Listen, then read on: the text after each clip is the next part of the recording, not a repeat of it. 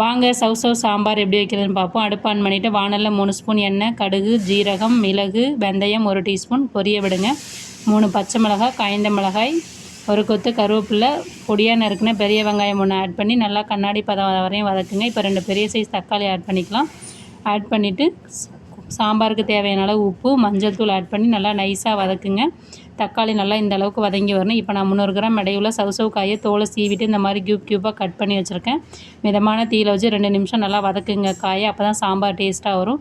பெருங்காயத்தூள், மிளகாய்த்தூள், கொத்தமல்லி தூள், குழம்பு மிளகாய்த்தூள், மசாலா பொருட்களை ஒரு 2 நிமிஷம் மிதமான தீயில் நல்லா வதக்குங்க. வதக்கின பிறகு வேக வச்சு எடுத்து வச்சுருக்க 50 கிராம் துவரம்பருப்பு ஆட் பண்ணி தேவையான அளவு தண்ணி ஆட் பண்ணிக்கிங்க. ஆட் பண்ணிவிட்டு ஒரு 10 நிமிஷம் நல்லா கொதிக்க விடுங்க.